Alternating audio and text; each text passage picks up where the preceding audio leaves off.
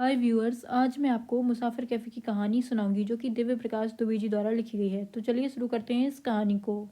यहाँ से अंडमान निकोबार। सुधा और चंदर पोर्ट ब्लेयर 2 दिन रहने के बाद हैवलॉक आ गए थे।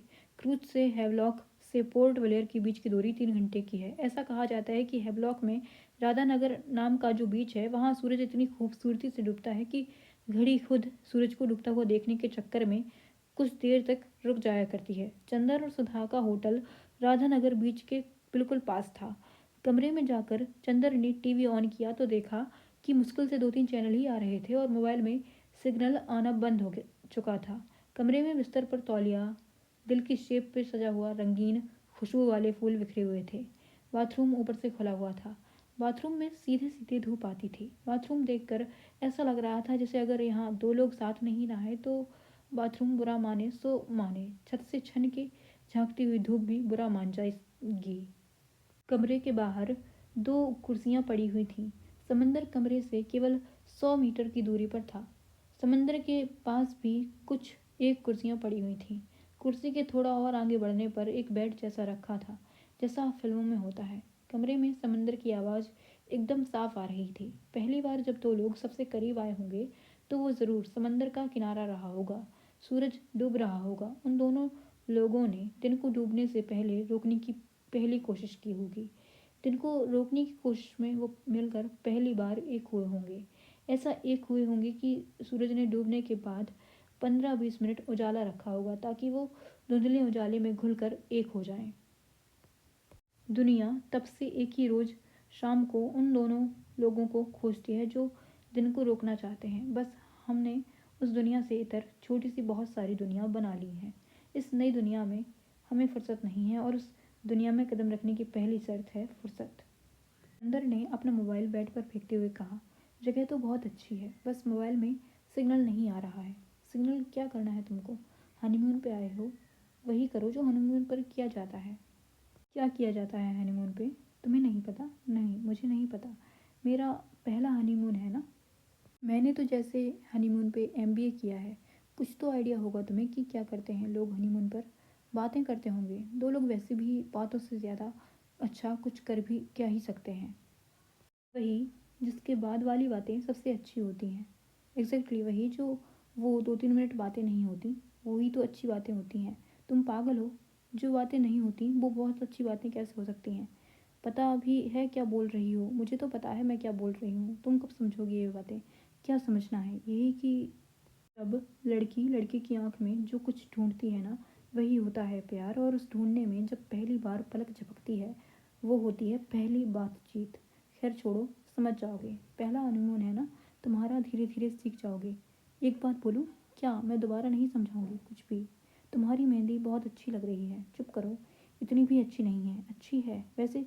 समंदर पसंद है तुम्हें, जानबूझकर तुमने समंदर वाली जगह चूज़ की है ना। हाँ और क्या, मुझे तो पानी से डर लगता है। मम्मी को एक पंडित जी ने बताया था कि मैं पानी से दूर रहा करूँ। पंडित जी ने ये भी बोला होगा कि उस लड़की से भी दूर रहिएगा जो तुमने सुना नहीं होगा। अच्छा सुनो तो, एक बात बोलूँ क्या? नहाने चलें? चलो। थोड़ा थोड़ा समझ आ रहा है वैसे मुझे। क्या? यही कि हनीमून पर क्या करते हैं। क्या करते हैं? थोड़ी बातें करते हैं और थोड़ा क्या बोलोगे? और थोड़े के लिए बोलना नहीं पड़ता। सुधा और चंद्र के साथ बाथरूम में आने वाली धूप, शावर का पानी, शैम्पू, सोप, सब साथ नहाए। नहाने के दौरान चंद्र सुधा के बीच जो बातें हुई वो भी नहाई। सुधा चंद्र को जहाँ जहाँ छूती जा रही थी, चंद्र का उतना हिस्सा नहाता जा रहा था। कुछ देर में दोनों नहाए हुए कर नए निकले।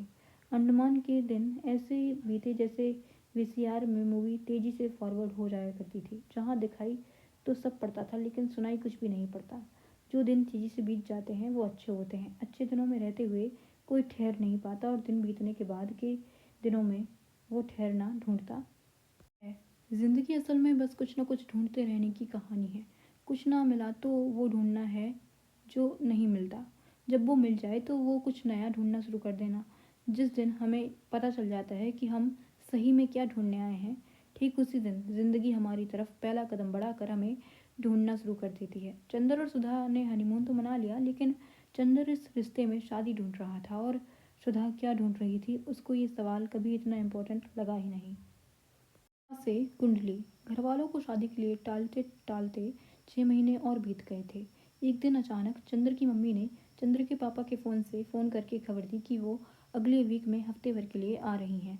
चंद्र की मम्मी 3-4 लड़कियों की प्रोफाइल शॉर्टलिस्ट कर चुकी थी। पंगा ये था कि इस बीच सुधा रहेगी कहाँ। उसने अपने आप ही कहा, हफ्ते भर की ही तो बात है, वो अपनी किसी फ्रेंड के यहाँ चली जाएगी। चंद्र को बस एक ही डर था कि बाई मम्मी को उसके यहाँ रहने की बात ना बता दे। ये सोचकर चंद्र ने सुधा से कहा कि बाई को 200-400 रुपये देकर समझा दे कि मम्मी से सुधा के वहाँ रहने का कोई जिक्र ना करे। मम्मी के आने से पहले वाला हफ्ता बहुत तेजी से बीता। अगले दिन सुबह मम्मी आने वाली थी और सुधा अपने फ्रेंड के यहाँ जाने वाली थी। हफ्ते भर कैसे रहोगी मेरे बिना? जैसे तुम रहोगे यार। मैं सोच रहा था कि अगर तुम मम्मी से मिल लेती तो अच्छा रहता। मिल लूँगी, उसमें क्या है। वैसे भी पति से कुंडली मिले ना मिले, लड़के की सास और घर की वाई से कुंडली मिलनी चाहिए। यार मजाक नहीं है, मैं सीरियसली सोच रहा हूँ। हाँ तो मिल लूँगी, मैं भी सीरियसली कह रही हूँ। तो मतलब तुम शादी के लिए अब मेंटली प्रिपेयर्ड हो ना? शादी कहाँ से आ गई? अभी तो तुमने बोला सास से कुंडली मिलने वाली बात। मजाक में नहीं बोल सकती यार, हम इतने दिन से साथ रह रहे हैं, हमेशा तो ऐसे नहीं चल सकता ना। नहीं चल सकता मतलब आगे क्या? आगे कुछ नहीं, मैं आगे बिना शादी के साथ नहीं रह सकता।